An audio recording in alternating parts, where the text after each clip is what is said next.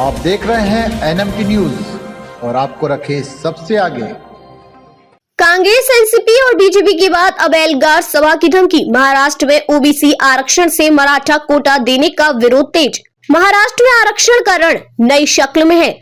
मराठाओं को ओबीसी कोटे से आरक्षण दिए जाने के खिलाफ राज्य कांग्रेस, एनसीपी, बीजेपी आदि पार्टियों के तमाम ओबीसी नेता एकजुट हो गए हैं। जालना जिले के अंबड़ में ओबीसी समाज की सभा हुई, जिसे एल्गार सभा कहा गया। इस सभा में ओबीसी समाज की विभिन्न पार्टियों के तमाम नेताओं ने मराठाओं को कुणबी जाति के प्रमाण पत्र देकर ओबीसी कोटे से आरक्षण दिए जाने का जोरदार विरोध किया। सभी नेताओं ने एक स्वर में कहा कि वे ऐसा नहीं होने देंगे। लेकिन इधर सीन यह है कि एक तरफ तो मुख्यमंत्री एकनाथ शिंदे और उनकी सरकार मराठाओं को आरक्षण देने के लिए प्रतिबद्ध होने का दावा कर रही है, वहीं राज्य सरकार में कैबिनेट मंत्री छगन भुजबल ही मराठाओं को ओबीसी कोटे से आरक्षण दिए जाने का सबसे आक्रामक तरीके से विरोध कर रहे हैं।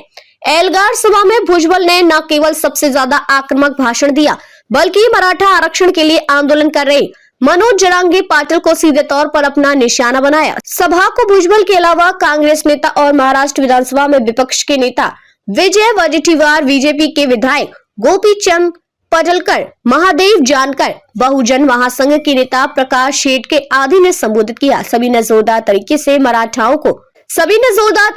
मराठाओं को ओबीसी कोटे से आरक्षण देने का विरोध किया और ओबीसी जनगणना की मांग की। इसके साथ ही बंजारा समाज को एसटी वर्ग में शामिल करने और धनगढ़ समाज के एसटी आरक्षण लागू करने की भी मांग की।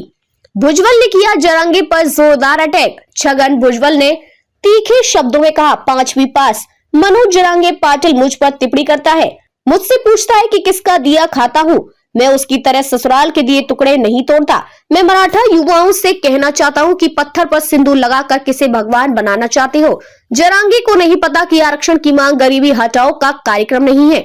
भुजबल ने कहा कि जब मंडल आयोग ने ओबीसी को आरक्षण दिया था, उस वक्त भी अदालत में याचिका दाखिल हुई थी।